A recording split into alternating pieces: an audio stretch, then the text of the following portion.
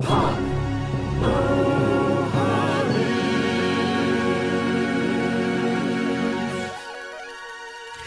to Pop-O-Holics, show about hot takes hotter than hot, tasty pancakes, where you've come to hear about Nicolas Cage's best. How about we start a movie that'll make you drink yourself to death? Ooh, that's cold. That's cold. I'm your host, Christian. I'm joined by my two drinking buddies, Chris Conkling and Brian Dupree. And we're here for a raucous good time on Pop-O-Holics, the show that you know. We're bringing you the best in pop culture. We theme our months, and this month is Nick Mage. The films of Nicolas Cage in service of the unbearable weight of massive talent, of which we did a review of. We covered Raising Arizona. We covered Face Off. Highlight for everybody here on the podcast. And today we are covering Leaving Las Vegas. And it's been awesome. Oh, also we covered Doctor Strange, and I think that's why it's also Mage. That was a weekly upload. Weekly uploads are where you can get the latest upload into pop culture with the latest releases and pop culture news. But we are wrapping up the Nick Mage month. And boys, I mean, when I say we do things but different around here, I mean we do things but different around here. Am I right? Oh, no. Sure.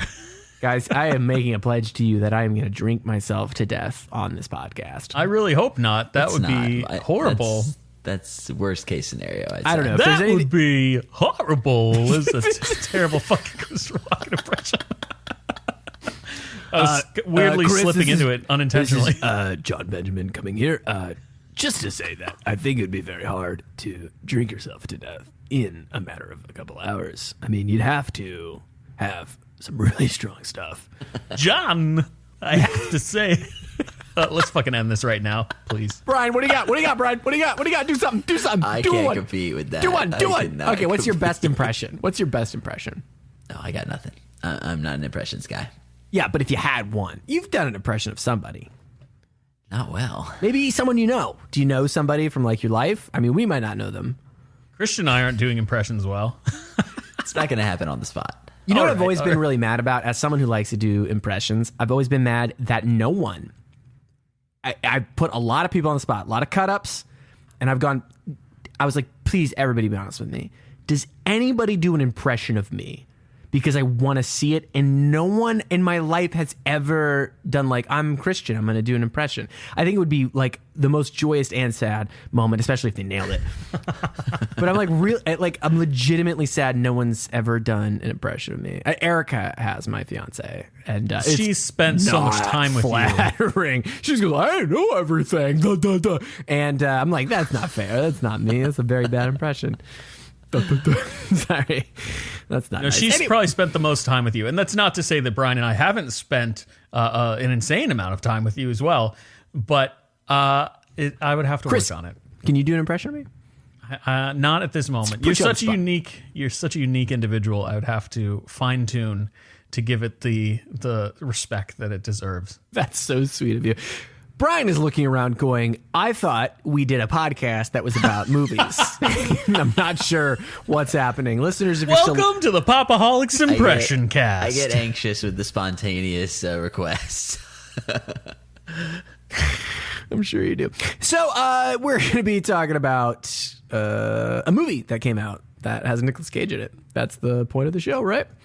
Guys, how do you feel? Before we go into that, sorry, more spontaneity. Coming at you fast, Brian. How do you guys feel Nicolas Cage month is going? As our listeners know, I am not the biggest fan of Nicolas Cage. And not much has changed in regards to that over the course of this month. Oh, wow. But what I am excited about is that I've had the opportunity to see some movies that I'd never seen before and that I enjoyed 2 of them. 3 of them, really. Yeah, that is 75% success rate, and you still great. don't like Good. this man as an actor. That's great. Because my wife likes him so much, and I've said that before, I will undoubtedly be watching more Nicolas Cage films in the future. So he's not completely out of my life. You picked a good woman. Brian, how do you think this month has gone? I think it's gone pretty well. And I mean, obviously, aside from the reason we did this month, the unbearable weight of massive talent, we've definitely covered a certain stage of Cage. So I'm interested. Stage of Cage. Turn the page on another stage of Cage. Because I feel like he definitely has kind of eras of his career. Yes. And it's something that maybe at some point we could even come back and do a late stage. We did Mandy, obviously. We've referenced Adaptation a bunch. But it's been fun to me to just see kind of early era Nick Cage and seeing, coming to him largely growing up with National Treasure and stuff coming out. I never knew him as like the full-on action star Oscar winner that he was in the 90s. So it's been cool to get that perspective and see where he started and what made him what he became. I think we chose a good eclectic grab from his career. Like I think it's a good bunch because we get the wacky comedy period, almost like his rock persona, which is another movie. There's so many movies to choose from, Chris, because he's been in so many phenomenally great movies. It's quite prolific. But we got his like action zany, like what we think of as the caricature of Nicolas Cage in Face Off.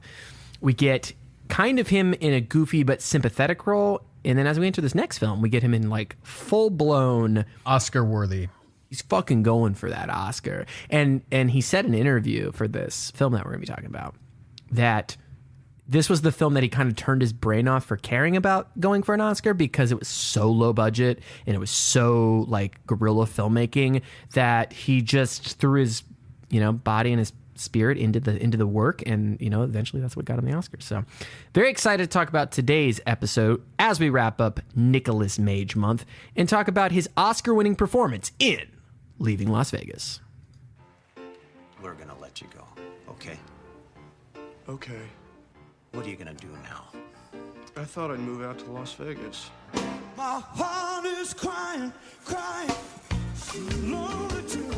just need some cash tonight. Please, don't drink it in here. Ben wasn't looking for a fresh start. 500. $500 for a 93 Rolex Daytona. I'll do it. He wasn't looking for any trouble. I was wondering if you would buy me a drink. Do you mind if I buy her a drink? And he wasn't trying to fall in love. I really wish you'd come home with me. You're so cute. And I'm really good in bed, too, believe me. No? Okay. But now, on the road to nowhere, he's about to take a detour. Hi! Are you working? Working? What do you mean working? I'm walking. It's pretty funny. If you'll come to my room for 1 hour, I will give you $500.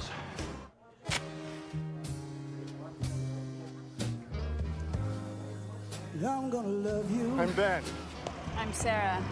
So brings you to Las Vegas. I came here to drink myself to death. Why don't you stay at my place? Okay. That is from the trailer of Leaving Las Vegas. Can I love just say- marketing? Yes, that's exactly what I was going to say.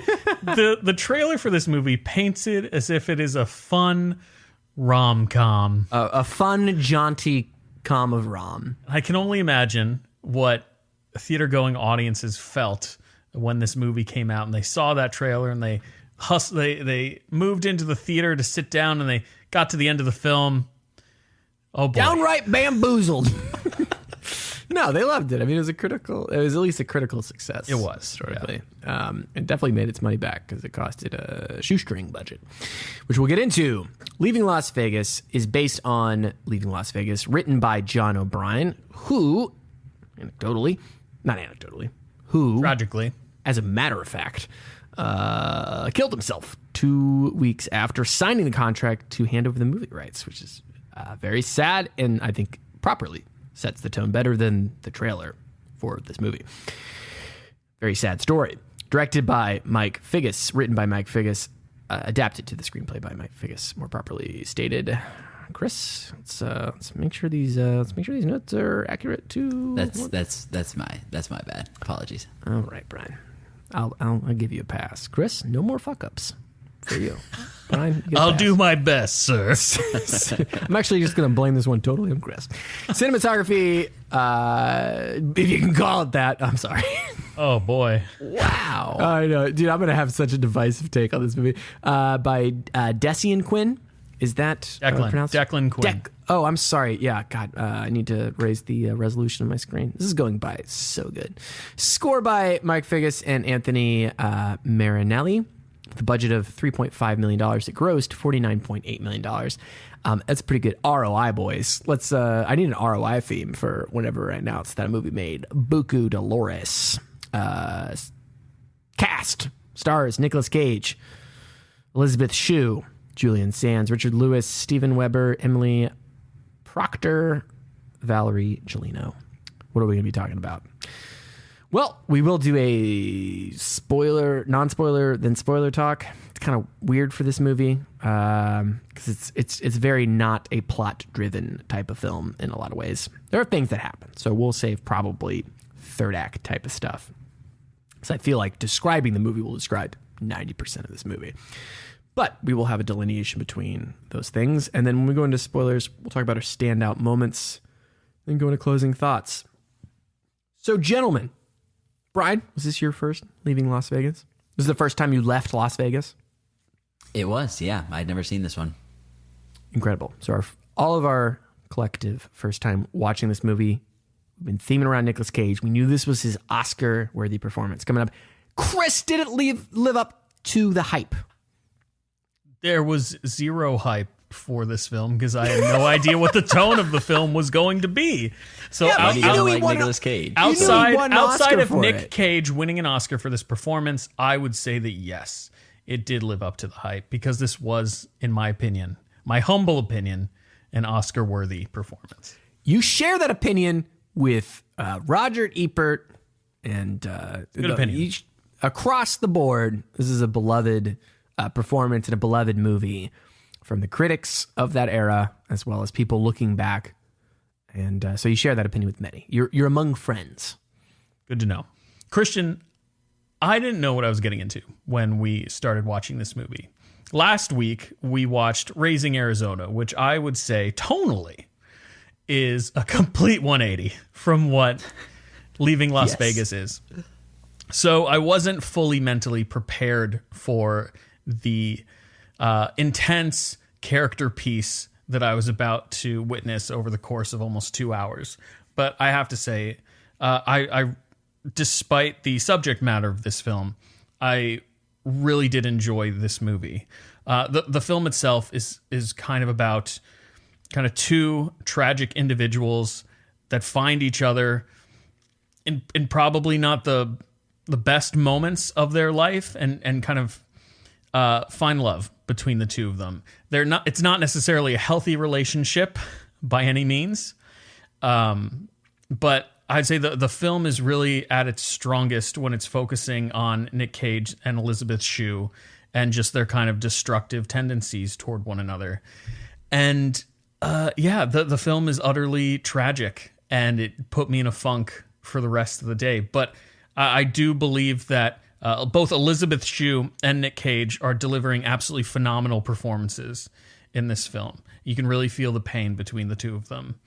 And I know that the two of you have kind of mentioned you have some tonal problems with the movie, and I agree with you. The score does take some weird turns at points. And based on what I already said, it doesn't mean that the film is completely devoid of any comedy. There are some comedic moments, and Nick Cage delivers some really funny lines, but overall the tone of the film, I would say, is pretty dark and tragic, but worth enjoying. I think if you're mentally prepared, even though I wasn't mentally prepared, I enjoyed the ride, but I would say that this is definitely one of those movies where if you kind of know what you're getting into, you might be better equipped to digest the content. Very good. Brien, what did you think about Leaving Las Vegas? Full responses only, please. I thought this was a really powerful, moving movie that was really difficult as well in some regards. I brought up Uncut Gems earlier off mic, and I only bring that up because it's a character who we see constantly making these decisions that we know are terrible, self-destructive. Mm-hmm. And we on some level care about him and don't want him to continue acting the way he does, but we know that he probably will. So that was kind of the comparison point I was going to be making there. And I think the tone of this movie, which the music definitely contributes to, it's mixed really loud. I'm not sure if it's intentional.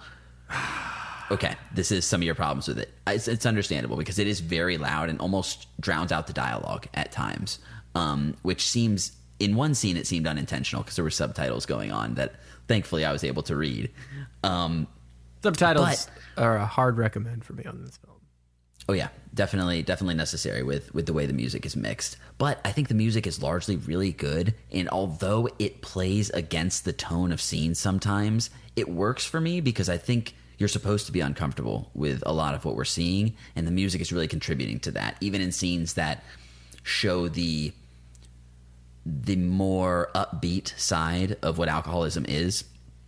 We still have this music that makes us never fully comfortable and where it's like a joyride, a fun trip, necessarily, even though there are some fun and funny moments in this. It's a meditation on self-destruction, right? We see this man just fully committed to, as he said in the trailer, drinking himself to death. Chris, you shouted out Cage and Shue. Incredible acting performances here. Absolutely tragic. They're both doing incredibly well. And thematically, like I said, this movie was just really difficult for me, and I'm interested to see how you guys kind of read it. You mentioned that they fall in love. I'm interested to see like where you think things actually stood at the end of this movie in terms of that. I think it's like a codependent type of love. Okay, sure. It's also like definitional unconditional love. Mm-hmm. You know, that's the interesting thing about it is that there's a what's the word I'm looking for? There's a unconditional love as well. That describes it. Yeah. It's interesting because I feel like that might be one-sided, but I don't want to say which side. We'll get into it in spoilers a little bit. I think the main thing, obviously, here, the movie's about alcoholism and self-destruction, addiction/self-destruction specifically. But we also get interesting insight into prostitution, and there are some ideas that are presented, and obviously the lived realities of that that type of work that are dived into here in really visceral ways, I think. And it shows how we deal with the traumas of our lives and how we cope with them, whether that be with other people or with substances. Mike Figgis, I was actually really impressed. I'm not sure what else he's done aside from this, but I thought there was some interesting filmmaking at play here. Some fun cuts, some almost like French New Wave kind of editing styles that were being used at time. So there was stuff there. I thought the music was excellent, even though it was strangely used and oddly uncomfortably mixed. With all that, this movie is surprisingly sexy at times, but it quickly kind of pulls the rug out from under you. Almost immediately. Nearly it's immediately. It's like lulling you into a there. false sense of sexiness, and then it's like, oh no, this is awful. Right. And yeah, ultimately you never feel good about it, but I think this is a like, ooh, this is sexy, tragedy. And then oh my god, Latvian pimp. What's happening? Yuri. Honestly, elements of this movie kind of felt like David Lynchian in that way, a little bit like Inland Empire. Oh yeah, well, you're like not in a good way. But yeah, I think this movie is a beautiful tragedy. It's definitely a difficult watch, but incredible acting performances. Not something I am eager to rewatch necessarily, but I was impressed with it. I'll say this before Christian gives his opinion. Nicolas Cage is delivering such a strong performance in this film that over the course of the 2 hours, by the end of it, I was feeling nauseous because of how much he was drinking. Like, it's very effective, and I think he's playing like a constant drunk very well in the movie. It's also he mentions this in his like Vanity Fair breakdown of all his work, and he obviously covers leaving Las Vegas for a few minutes. And I think he nailed it with not doing the stereotypical like I'm drunk. This is what I sound like when I'm, because that's like the easy way that an actor would do it. And he plays kind of that manic up and down, that kind of like at the lowest low of like actually physically ill, up to, oh, I'm feeling it. Like I'm actually feeling the music and I'm enjoying life, and that peak. Steady as a rock, baby. Steady as a rock. Yeah. What was he signing? His check? Signing a check, yeah. Yeah. Or that was the check they gave him as his thing. Yeah. For work? Yeah, I think so. Hold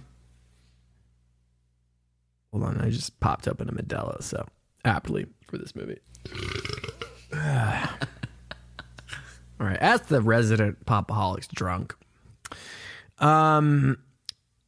this movie, there's so much that's really good in it. There is. Nicolas Cage, and I think understatedly, and I think it's a crime that she didn't win like Best Actress, but Elizabeth She was nominated. Shue, She was nominated. Elizabeth Shue, in my opinion, and you see this often in the movies that we've covered, that there's like this other element that makes Nick Cage better. You know, Face Off is Travolta playing Nick Cage essentially. We saw the same from Holly Hunter in Holly Raising Hunter Arizona. in Raising Arizona. I think she's excellent in that. And then in this film, Elizabeth Shue, I think, is delivering an excellent performance. And really, to me, the movie is at its best when it's about her. In certain contexts, outside of I think the opening part, I just think everything with Latvian Pimp is strange decisions. It is very well. We could talk about it in spoilers. We'll talk about it in spoilers. We'll expand but on that. There's a character that's her first part of her story. That's a Latvian. I'm just gonna say it. He's a Latvian pimp. It's very weird and very. And Nick on to good things. Still, Nick Cage is a very good performance. It's there. The performance is there. But I just didn't vibe with the tone and the cinematography. It's shot on 16 millimeters, so it looks like a butt. It looks very bad. The sound mixing is frustrating from a enjoyment standpoint, because we've often talked about dynamic range when it comes to quiet things are quiet, loud things are loud. And that's not the problem with this movie. Like, that's good dynamic range. If I'm whispering, should be quiet. And then an explosion should be very loud. That's dynamic range. When a character is having dialogue in a bar and the music's really loud, but we're close with the characters, we should hear the characters, but the music should be in the background. There's a very intentional way to do that.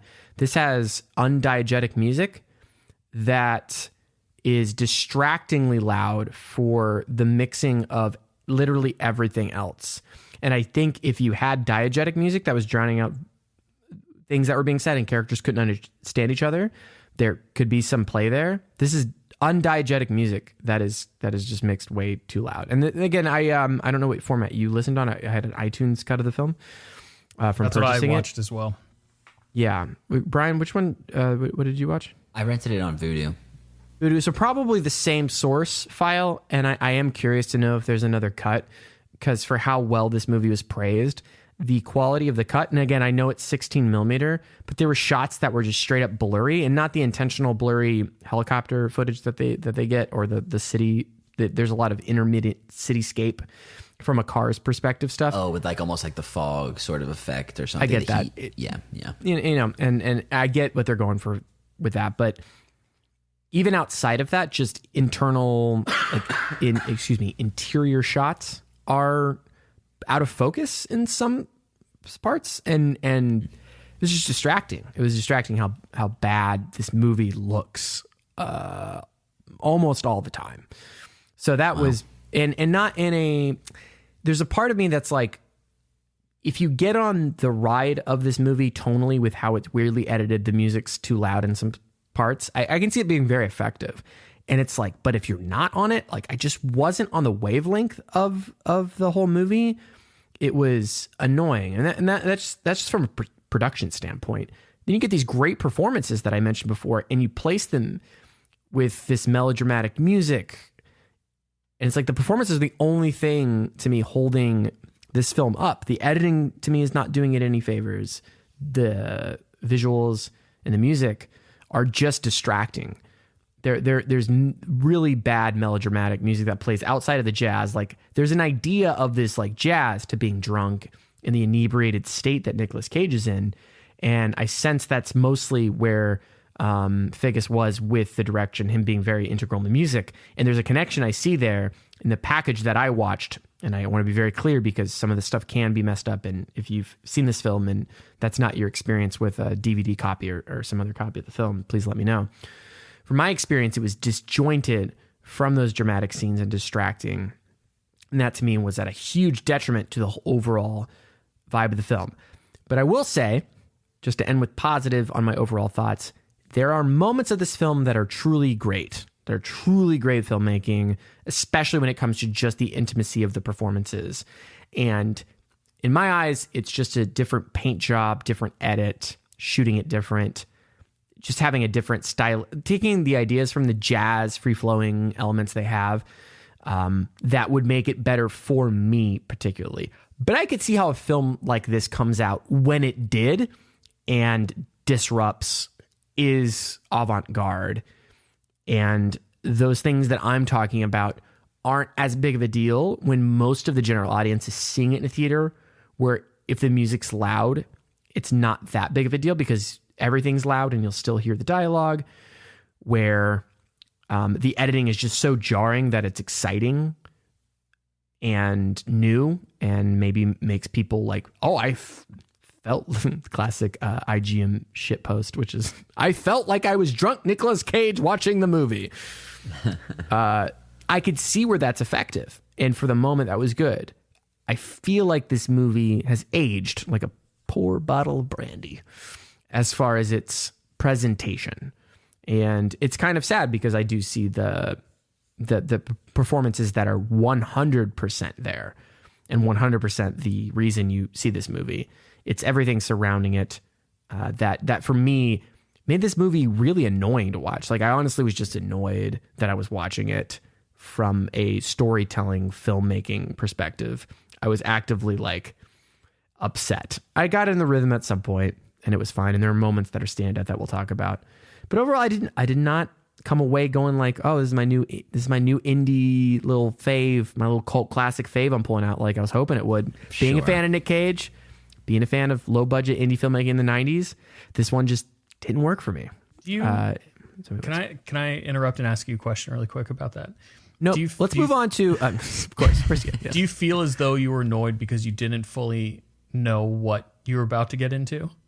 No, because I had the luxury of you guys watching it first and sharing your impressions. That is like, true. Wow, I didn't expect that. Wow, and I think that might have actually made it worse because I was like, oh, this is like a great film, like masterfully crafted. And to me, it was messy and not messy enough. So I see a viewer's lens of it's messy in the way that Cage is messy, the way that, Elisabeth. Relationships are messy. Relationships are, but it didn't feel cohesive to me. It didn't feel like the actors even knew, like, I don't know. There was a disconnect and a disjointedness to the whole way it was put together that made it feel very rough. And honestly, some editing choices were just like really strange. And I just wasn't a fan. Like the opening, I was like confused, but not, again, maybe this is intentional, but like, the opening, we'll get into it in moments because I don't want to spoil even like 20 minutes in. I'll just say there's a moment. The title credit scene is like an exterior. It's a prolonged cold open to the film. In a row. Yeah, just like Raising Arizona. And there's like an exterior that's trying to tell you what's happening, and it doesn't. I don't know. It just like didn't communicate. It's a very strange movie. Okay, wait. I know what you're talking about, and yeah, it's basically like we get to Las Vegas and we think he's there, but hasn't even left yet.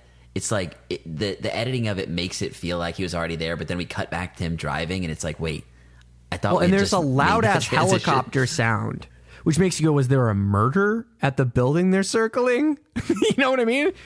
Like, there's a really loud helicopter noise happening in all those shots because I'm presuming it's helicopter footage, and that's ultimately what I chalked it up to. But it's like setting up this scene, and then there's nothing about that scene other than introduction to another character. So yeah, Yeah, I think, no, I think that's the introduction to the people who get involved with the Latvian dude later, but we can talk about it in spoilers. Yeah, not a fan. Not my favorite. My least favorite movie to watch this month, and worth it for the Cage performance. I think definitely a piece of filmmaking history. Definitely wouldn't discourage anybody from visiting it. Obviously, I have a weird opinion. Most people seem to really love this movie that watch it and really vibe with it. So I encourage most people to watch it. Obviously, Siskel and Ebert gave it the thumbs up. It's a good film. Christian says, works better in a museum, so I never have to watch it again. Dude, I was just about to do a Christian says joke as well. I'm sorry. Christian of the Pop-O-Holics says, wish we would have watched The Sorcerer's Apprentice instead. Dude, I would have cried. The whole time we were watching it, I said, why didn't we do Mage Nicolas Cage? There's enough. He did enough. He cashed enough in. He did. We could do Mage-related stuff. All right. The whole month, Miss Mickey has been asking me why we haven't reviewed Next or National Treasure. And I have to keep explaining why. He was just explaining how films work. It's okay. They're women. They don't understand as good as us men. Oh, am I right, Chris? Am I right, Chris? Nope, that's not what I said. Nope. All right. Let's move on into spoilers for Leaving Las Vegas.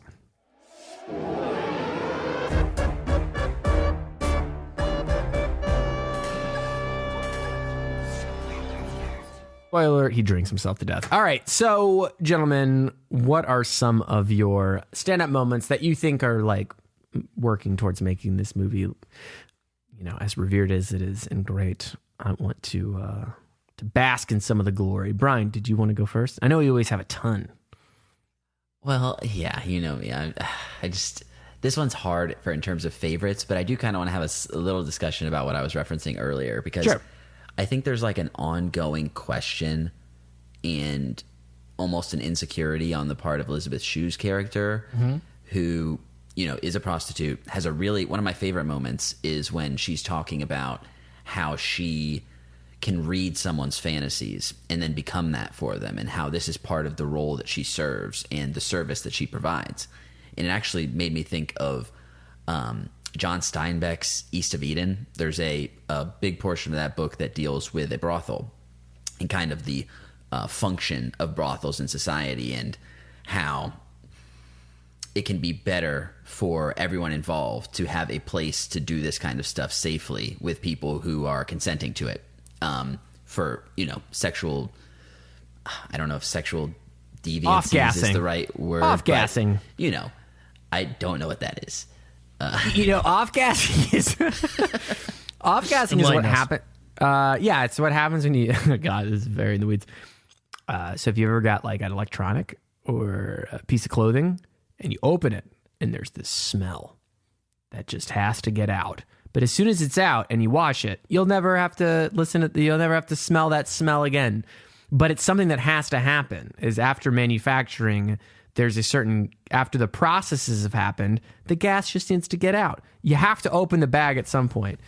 And brothels allow you to open that bag, get the smell out, and then, you know, no one ever has to talk about it ever again. I don't know. That was a really... Okay. All right. You know, I've been involved in product development and so t-shirt manufacturing. By the way, there's no video for this. I'm wearing a Midnight Satire t-shirt that will be available soon. It off-gasses. It doesn't smell nice. But once you wash it, it's good. Is this a good ad for that? Probably not. Perfect. Brien, brothels are good. You were saying? But yeah, so this idea of the role of prostitution and the role that it can serve. And I feel like part of what she sees in him is his lack of judgment, first of all, about her being a prostitute, which changes over the course of the movie potentially. But we simultaneously have him. Something that I really appreciate about the movie is a lot of movies like this will give us a cut and dry answer of like, this is why he's an alcoholic. This is why he's drinking himself to death. And he may not even know or remember. He has that line where he says, I can't remember if I started drinking because my wife left me or my wife left me because I started drinking. Right. And he, in kind of a fugue state later in the movie, starts saying like, I'm his father, this or that. And it almost made me like, I can protect him. And it almost, I loved how there's all this implication about like, was he drunk driving with his kid and they got in an accident? Like, I love how the movie lets you have that ambiguity, and it's like what we Because he need to doesn't know know. is that He's obliterated. he may not know. Right, he's forgotten at this point. And all we get is the flashbacks to the photos, which I thought was maybe a little overdone, but like I said, gave me enough to work with to kind of spark my imagination to be like, what happened to this guy to make him this way? That scene, by the way, at the casino where he yells that was one of the times that he admits that he got hammered on set, Nicolas Cage, which he didn't do for the whole thing. You know, he wasn't drunk all the time, but that was one scene where he got drunk, and that was entirely improvised. Wow. The line, the dialogue, him flipping the table, completely improvised. Yep. Nick Cage, baby. It worked really Face off. Face. This is the guy that he's like, I'm an Oscar-winning performance. I won an Oscar based off my improvisation. You know what this script needs? Face off. To that point, I want to highlight Elisabeth Shue's performance in that moment because she handles the improvisation exceptionally well. Exactly like that character would. Absolutely. Yep. It's phenomenal. No, she's the real winner. Dude, I'm telling you. Like, I love Nick Cage. She saves this movie for me. She's the light of this entire movie and makes anything that's working for me work. And this is why the movie is so tragic for me. So from the first scene where he invites her in. Here. What? I think I might know where you're going. I'm excited to hear your thoughts. The first scene, he clearly is kind of incapable of love at this point in his life, doesn't think he'll ever be in a relationship again, has resigned himself to drinking himself to death, right? She leans into him and is just like resting her head on his chest and talking to him, and he can barely even have his like wrap his hand around her shoulder. Like even that small level of intimacy he's struggling with. Later on, he makes her accept money for rent to live there just to still have that transactional thing to where it's not a pure, clean, unconditional relationship for him. Right. Even at the end of the movie, and I think this is something that she worries about throughout the course of it, and you can see through her performance, only when he's literally in the act of having sex with her at the end does he say, "You know I love you," right? And before that, the line directly before that is, because he's been calling her, "Oh, you're my angel, which is really sweet most of the time when he says it. But then he says, "You see how hard you make me, angel?" And then it's like, oh, maybe she's just a prostitute to him. Even at this last moment, it's just this function that she's serving for him. And it's maybe not love from his end. And the fact that she clearly has accepted it, and the reveal that the voiceover, or not the voiceover, but the cuts to her like being in therapy or something come after he's died, and that she's kind of accepted it and still loves him is just so beautiful, even with him potentially just using her throughout the course of this. So that was kind of where the real tragedy of the movie hit me most deeply, was that she purely, well, although she does say she admits I was going to say, I was going to say, if that is the genuine reading that they're going for, it makes that moment, this whole movie's sad, but it makes that moment different as well. If she's admitting to using him, if she's realized that, you know, the love in the relationship might be a little one-sided, that might be a defense mechanism from her to accepting that, you know. Sure. Or sure. trying to maybe hurt this, him in that moment as well. I think there's this fulfillment from her. What she sees in him is he needs her for more than just what she gets paid to do. Like he needs her for her comfort, for her ability to get him to safety, for her ability to comfort him when he's having like a relapse episode, withdrawal symptoms and all this stuff. Like, and he needs her for her lack of judgment because of where she comes from. You know, she's in no place to judge. So like there's a beneficial relationship for both of them. And I think that's why she admits to being someone who uses him as like, no, you make me feel important. You make me feel needed, despite how like utterly disgusting and messed up you are. And it's that betrayal of like, oh, he didn't need her. He needed anybody, you know, towards the end. I think there's something there. We have moments from him that do seem genuine throughout the course of the movie. I really do like that interpretation, Brien. I would say the only things that I would use as maybe counterpoints would be that each of them have moments over the course of the movie where you can see that this unconditional love is breaking. There's the moment when they're eating dinner together after being together for a couple of weeks, and Elisabeth Shue is like, will you please see a doctor for me? Like, and that's not something you ask somebody who's already told you that, you know, the one rule is that you can't ask me to stop drinking. Well, she didn't ask him to stop drinking. She just said, she's like, will you see a doctor? Which It's the doctor. it's the implication. It would drinking. lead to Yeah. him healing himself, which he doesn't want to do as a person, you know, and that's only something you would ask someone who you love, you know? And then from Nicolas Cage's side, you can see that there's kind of a break in the unconditional love when he starts to become a little jealous of her work, her choice of work, you know? And then at the end of the movie, you know, what inevitably causes that fracture between the two of them is that jealousy kind of leads to him going out and sleeping with another prostitute in her house, you know? So I think, and that's why when I was giving my non-spoiler opinions and talking about how tragic this movie is and how I think these two, you know, individuals found love, but found it at an unhealthy and inappropriate time for both of them, is because of those moments. You know, those moments show that they do indeed love each other, but they are just so utterly unhealthy for one another. Yeah. But I really do like your interpretation, Brien. I think it's an interesting read of the movie. Oh yeah, so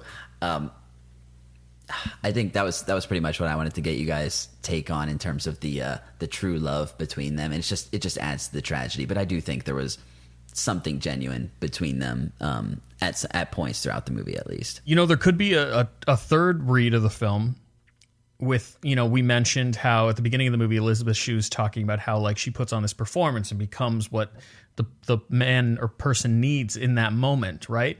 The third read could potentially be like the entire film is almost an act, you know, where she sees this man who's killing himself and she recognizes that he's not long for this world. And yet not even though and you say there are transactional moments over the course of the film in which he's paying her rent, you know, he pays for her services initially, but she could almost be his angel as he talks about over the course of the film, just kind of like making the end of this man's life a little bit easier. She sees someone who needs compassion and needs love and needs companionship and maybe recognizes that it's finite and chooses to go along for the ride. Yeah, she's almost his like guide into the afterlife. She's exactly. like, it's going to be okay as you go through. And she's like, I'll fulfill that. I'll do that. But all these interpretations hurt my heart deeply. I know, this is and she is conflicted with it because she's like, I'll fulfill this role because that's my job, is to fulfill your needs as a man. And she feels bad about it. Like, clearly she is like, oh, like, I don't want you to suffer and I want you to get better by the end of it. But I think maybe there's a level of like, oh, I found a new client who's very interested in the type of work I do. And there's almost this like, oh, I could be good at this. You know, this could be my calling. It's like helping this man find his, like, helping with his assisted suicide almost. You know, at the end of the movie, she even says to the therapist, like, I really did love him. And she uses that term really as if she is almost trying to justify or prove to either herself or to the therapist that the love was genuine instead of, you know, what we just talked about. But to that point, because I think that's true, and there's a great moment where Nick Cage is frustrated because he can't physically have sex with her, that he says like, oh, at least they know what it's like to have sex with you. And she's like, no, they don't. You know, you should ask me what it's like to have sex with me, because like they're saying like, that's just performance. They're not actually having sex with me. Right. They're having sex with this fantasy.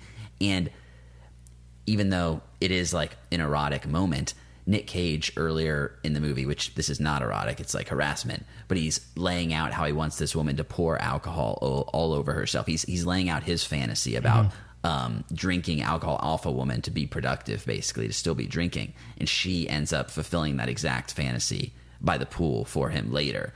So she is performing, even though she wants to show her real self to him. She realizes and kind of falls back into that performative thing, unfortunately. Yeah, and just so much, you know, going back to what she sees in him, which I think is a hard hurdle the film has to overcome, which is just kind of like, why is anybody talking to this guy? It's like Right. that is a logical leap.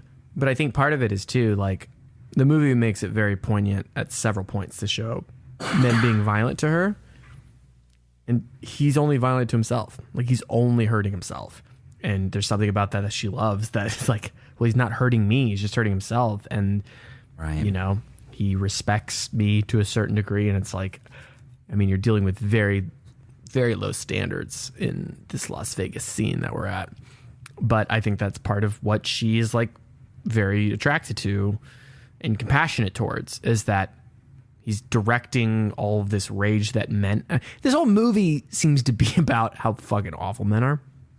I mean, there's a lot of this film about horrible men, and Elisabeth Shue, this poor girl trying to, like, literally get her, like...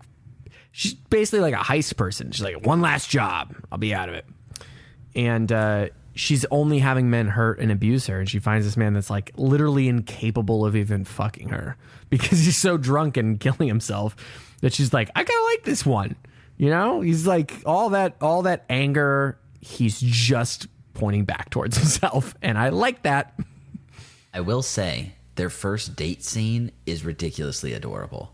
It is. I think that is a moment, and we see, you know, when he's drinking and not, you know, to the craziest levels, he can be kind of charming and fun at times throughout the course of this movie. And tonally, to your points earlier, Christian, it's totally fair. The movie is kind of tonally all over the place and goes high low very quickly. But that first date scene was a standout moment for me and showed, like, oh wow, this is a really cute couple, actually. Oh, the best. I'll have Gives more you for dinner false next hope. weekend. Make sure you stock up the liquor variety of shelves? liquor. Yeah. Yeah, when there is some great shots in it that I will have to give up, but the one where he, like, invites her back into his place, and it's right when he moves to Las Vegas, right? He's like, oh, I just got in, and she comes in and it's just liquor everywhere, and he's like, what do you want, tequila? I got you.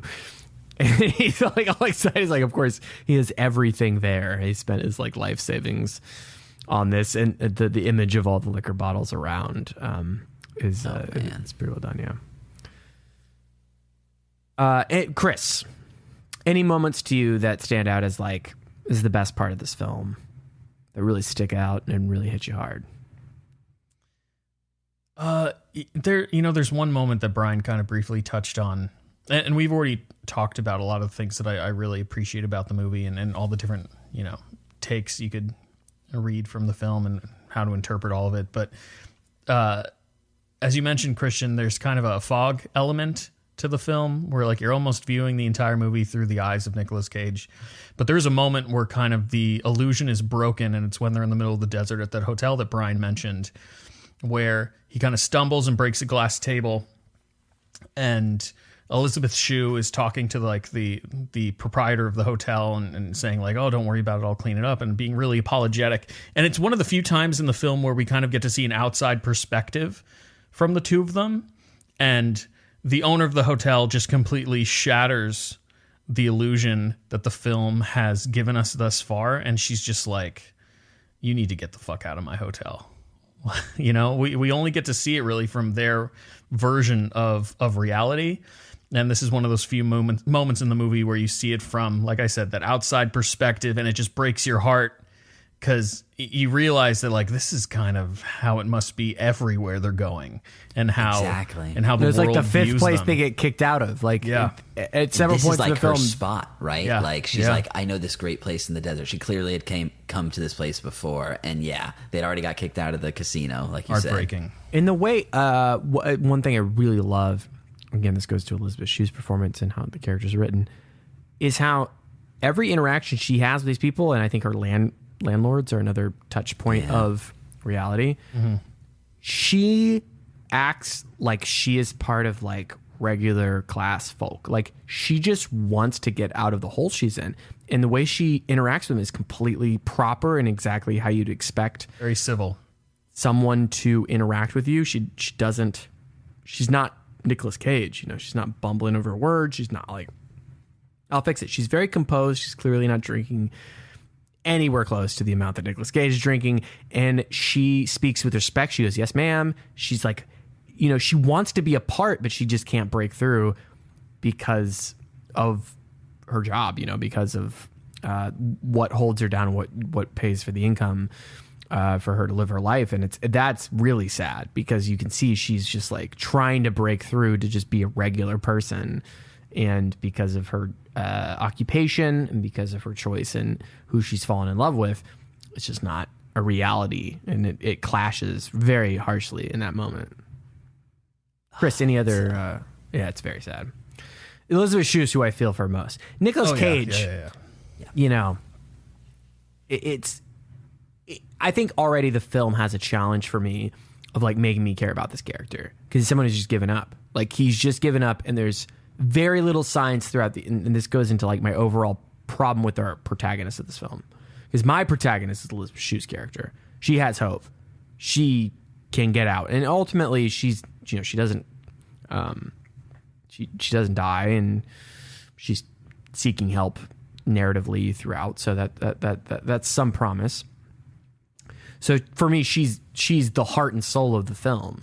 Whereas Nicolas Cage is a walking corpse. Like he's done. He has these brief moments of charm, but that's it. All it is. It's shallow charm and revelation. And to me, like this story is good, but I think it focuses too much on Nicolas Cage because he's not a good protagonist for this film because he's a walking corpse. And I think I feel that throughout the entire thing. And I know he's like we just know that his character can't climb out of that hole. Elisabeth Shue, we feel like possibly can and wants to. Like she has the will to want to. And I foresee a version of this film that is from her perspective, and that plays better to me caring about the narrative going forward, because placing Nicolas Cage's character at the forefront makes it even more depressing, even more solipsistic. It just feels hopeless in a way that I don't think that the film wants to feel that way. Obviously, by placing her as coming back, talking to a therapist and all that stuff, it doesn't. But to me, that's where it tonally is just kind of weird, and I don't love the choice of having him as the main character. Personally, that's just a personal choice from a narrative perspective. I agree with that. I can agree with that. I mean, like you said, because the film's cold open is fixated on Cage, we are basically expected to make him our lead in the film. Yeah. I think I would also enjoy a movie in which Elisabeth Shue is the main character, because at least it would have I don't know, maybe a more positive ending if Nick Cage is just somebody that enters her life instead of her entering his. But yeah, well, that's where I feel that the drama of the character would be more interesting. Nicolas Cage is hopeless. It never changes from that, right? Yeah, I was telling you guys off mic that I feel as naive as Elisabeth Shue in the film because through Elisabeth Shue's eyes we're presented these moments where you think that it's possible that he's going to change his mind. Right. And yet he tells us exactly what he's going to do at the beginning of the film, even before he goes to Las Vegas. He tells her exactly what he's going to do. There are multiple moments where he tries to reiterate, this is the goal, and yet I was kind of surprised when he dies, what I shouldn't have been, the movie's telling me exactly what's happening. And I don't think the film would have been better if he pulled himself out of it. Like, I don't, because I think the movie telegraphs so harshly that he's committed to this, and sadly, that is kind of where he's at is not an easy place to dig out of, and very few do. So the writing was on the wall. Brien, you'd mentioned Sandler, his dramatic interpretation in not Punch Drunk Love, but Uncut Gems. Uncut Gems. Yeah, there's a level of I think he can pull this off. He might pull it off. Yeah, right. I just at no point in the film was I convinced he might pull it off. In terms of the filmmaking of that, I wasn't. It was more about the character and knowing that they're doing things that they shouldn't do. That kind Sure. of Yeah, vibe I was pointing to, not necessarily the filmmaking. But those things are fun. What he does is rarely fun. I would say I'll mention one stand-up moment where I like the film when it's having fun, but that's just the type of Nick Cage I like. Yeah. And that's not what this film's about. I'm not saying it should be more of that, but proceed. You're going to say. Oh, no. I was just shouting out while we're talking about him drinking himself to death. We haven't talked too much about the shakes, but the signing the check scene I thought was really well done and hard to watch. And him coming back and just like thinking that he could spit game to this woman after she saw him this way. Dude, it's just you so convince yourself of a difficult to lot when watch. you're when you get lit real quick. Right. Performance, it's so good. It looks painful based on how he's portraying it. And even to the very end when he's clearly on his deathbed and still barely reaching for the bottle, and she's like, no, it's okay. Like, you don't need any more. You've done it, like, my God. Yeah, just really, really tough stuff. But yeah, at that point, I was like, you probably killed him by doing that because at his level of he just drinking, needed one more sip.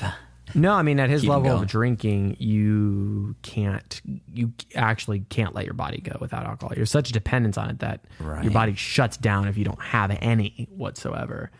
So you do need to like wean at that point. That point is so chemically dependent. But yeah, and what Nick Cage is doing in terms of performance, a couple stand-up moments for me. When he wakes up, this is like 3/4 through the film, he wakes up and he's shivering. This is the point where he continuously doesn't remember what happened before. And he walks to the kitchen and doesn't say anything and grabs the liquor and is walking back, and he's just kind of cold. He looks cold and keeps walking back. I was like, oh my God. That the back half of this movie, I think, way stronger tonally and more consistent than the first half. And this was one of those moments where it's like, oh man, he's not in a good place. And you just feel bad because Elisabeth Shue's like, oh, that the rice scene where she makes rice for him. I was just about to shout it out. And she's like, do you want rice? And he takes his chopsticks and gets ice from the, like, he's committed. This is when you know, like, oh, you're not even eating food anymore. Literally all you'll eat is the ice from your beverage. I want to shout out the makeup department as well while we're talking about his performance. Yeah, and like Nicolas how he Cage looks portrays like the shit. Dude, his skin almost has like a jaundice to it. Yeah. The whole film.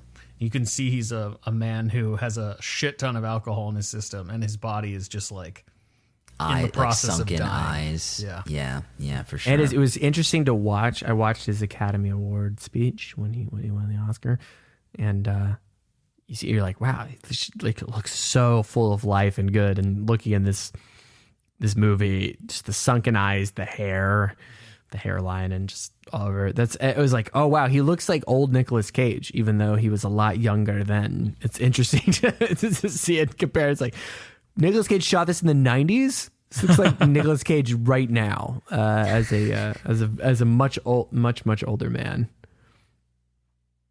I also want to shout out as far as fun moments, because the movie does have some fun moments, and part of me wants a movie that's like 3/4 fun moments and then it like darkly turns, because the fun moments are so good. Because Nicolas Cage is just such a fun actor to watch. Please reference my review of Face Off.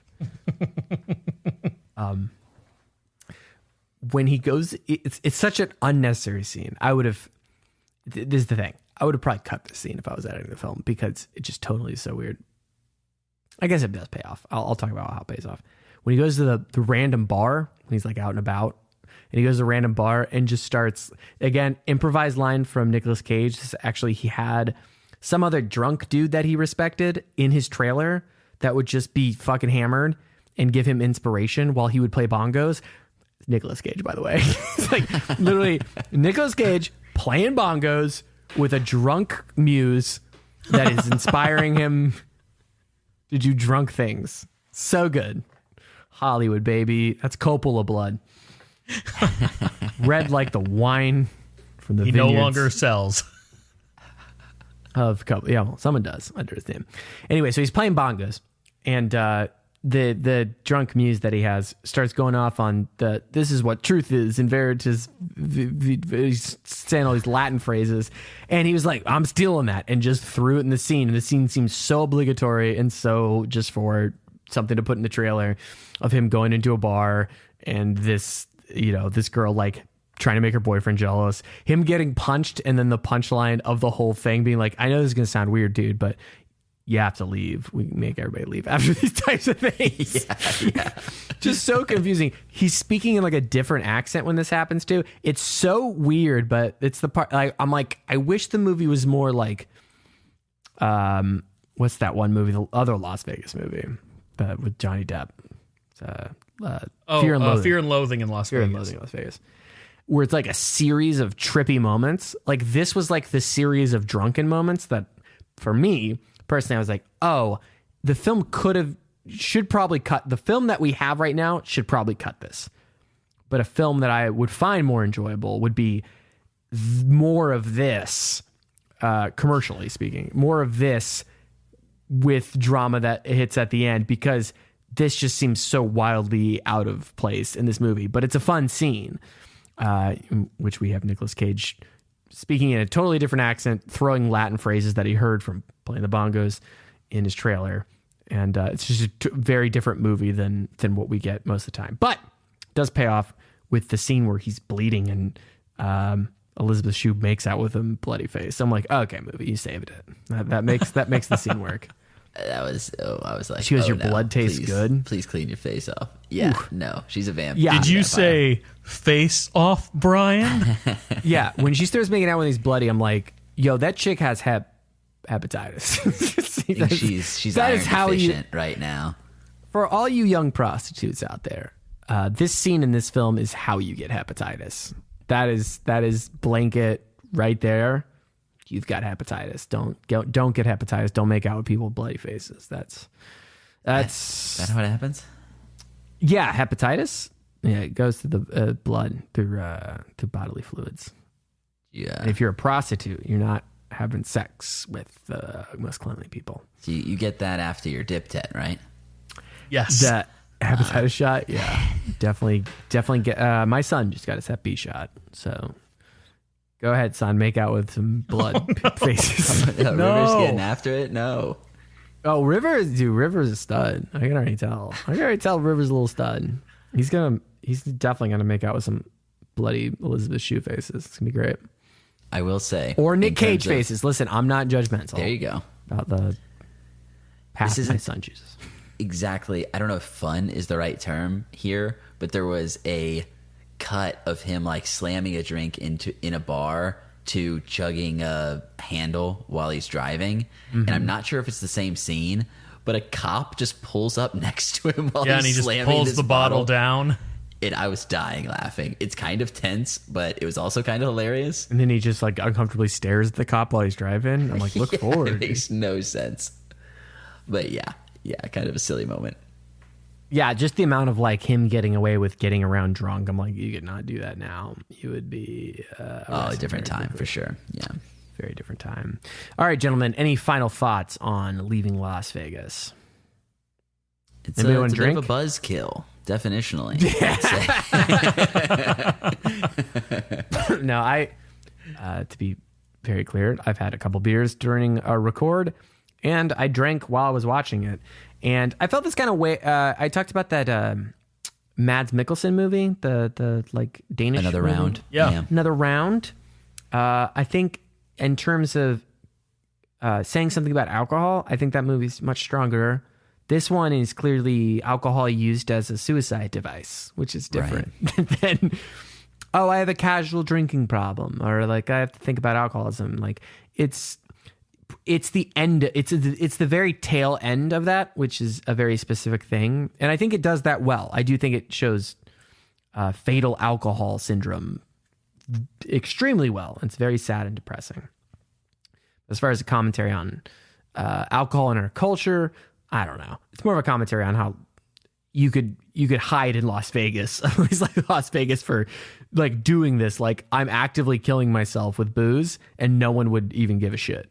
in Las Vegas, in a place like Las Vegas. I think there's more commentary on that than it is on like booze itself. So I recommend if you want a more interesting take on alcoholism and alcohol's role in society. Another round, pretty good. But I find this movie frustrating. Alcohol is a very important part of my life, and also I know people that have suffered from alcoholism to varying degrees. So it's like it's close to me, and I do see the tragedy of it. To me, I just demand better, Brian and Chris. Just demand better from you, Brian. That's right. Me specifically.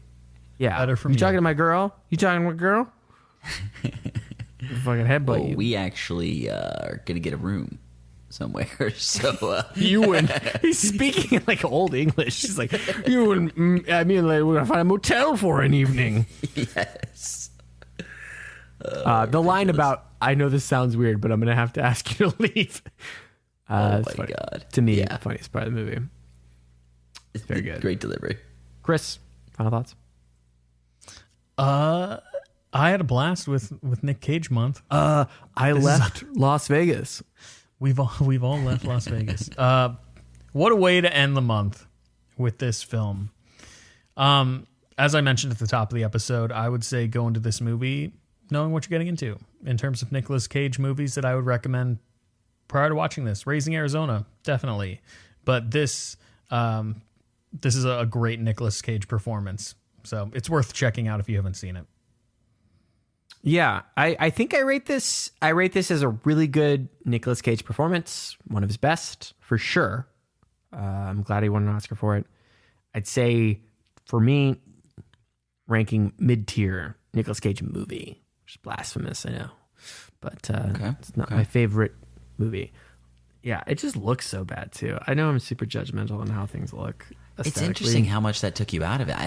I really didn't. I wasn't actively thinking about like that element of the movie, but I just probably don't have the eye for it, Yeah, it just looked rough. It's a rough looking movie, and that can work, and I can see it working for people. I mean, it was shot on just a lower grade film, shot on. I did bring up Inland Empire a little bit, which this was like 2007, but Lynch was like using the latest or the like new digital cameras, which now kind of look bad, but it's very much like feeding into what the movie is trying to do. So it makes you uncomfortable, and they change from fisheye lens to digital to other things. So it's like, what did he shoot that on DV?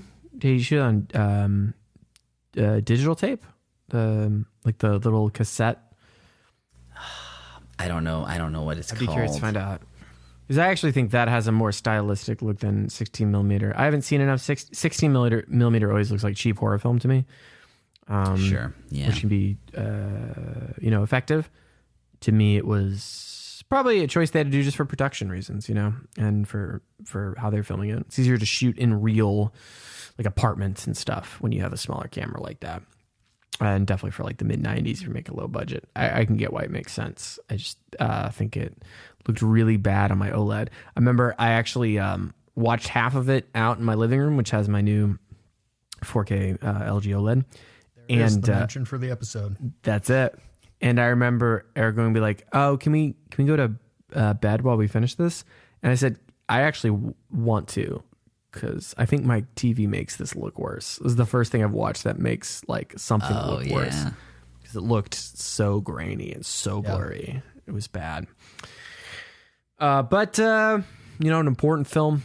People love it. It's a good Nick Cage performance. That's for sure. And that's the important part about this whole month, is that we came here for the Cage.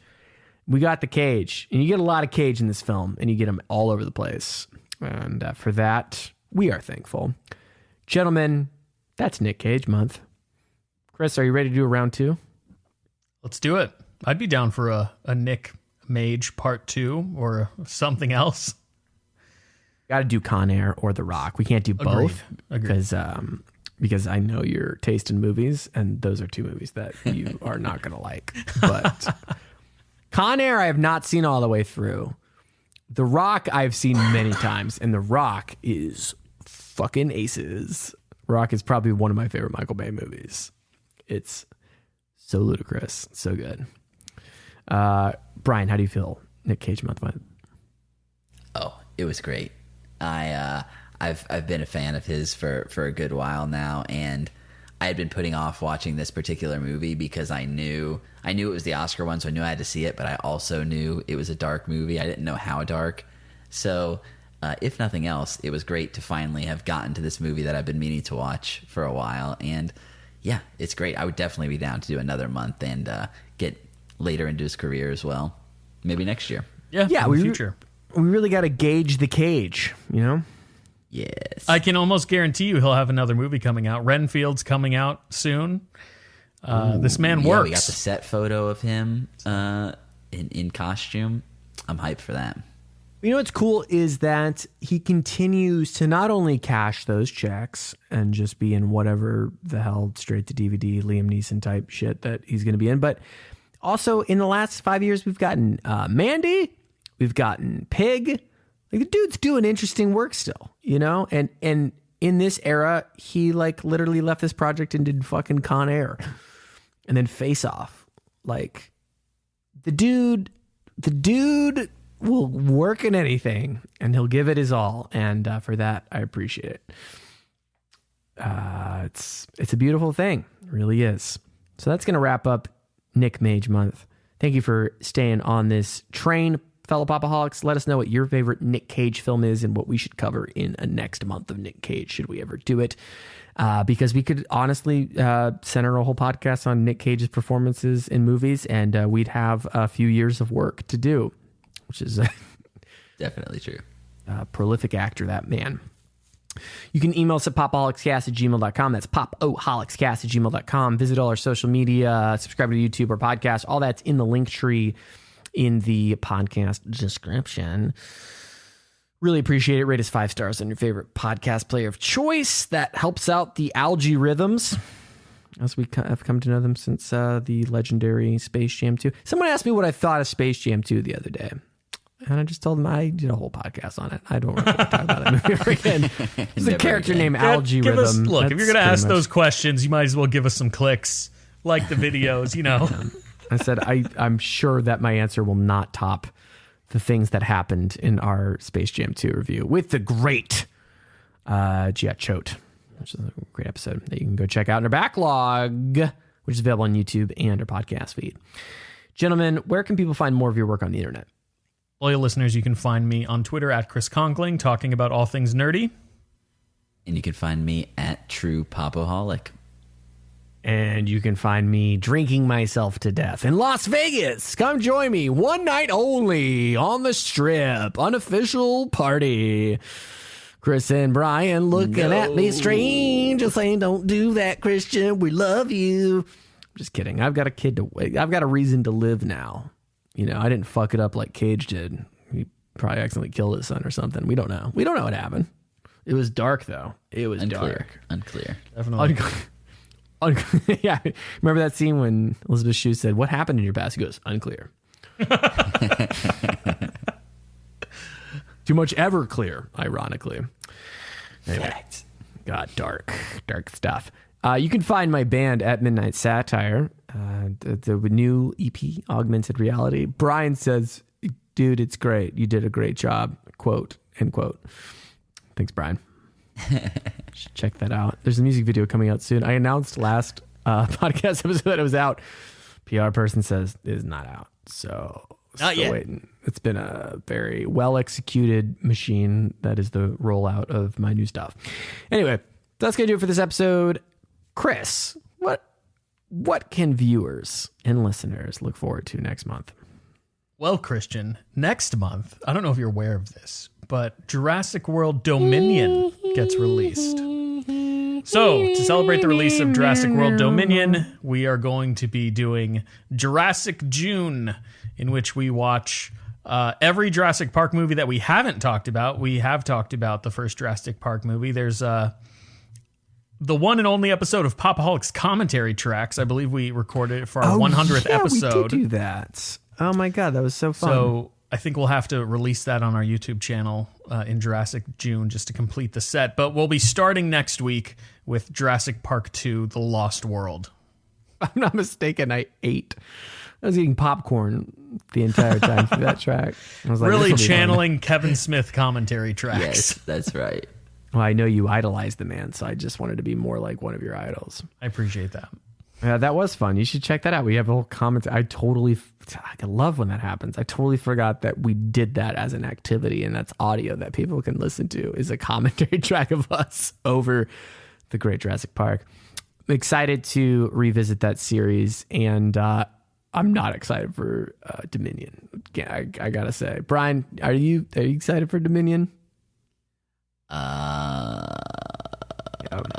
Not looking. I have a feeling it's going to be a real Rise of Skywalker situation. I don't my have high God. hopes. Yeah, I mean, don't have high the hopes. first one was bad. The Jurassic World was bad. The next one, which I don't even know the name to, I saw in 4DX. It was slightly better as just structurally a movie that made sense. Wait, really? Okay. I think so. Well, because they leaned into they leaned back into some of the horror. That last sequence, there's like suspense. Like they actually have In Fallen Kingdom? Fallen Kingdom, yeah. Yeah, and then when I got sprayed in the face, that was fun. Before the recording, I was telling Yeah. Brien, you and I had a great time in the 4DX theater watching that movie. It was the way. I will say I had a much better experience seeing Fallen Kingdom the one time in 4DX than I did seeing Jurassic World. Maybe we'll have to do it again. Both for movies Dominion. I've seen once. I have not revisited either of those films since I saw them in theaters. You and I also saw Jurassic World together in theaters. We So saw, dude. I think we have to see Dominion. And Brien, you're Shit. more than welcome to come along for the ride.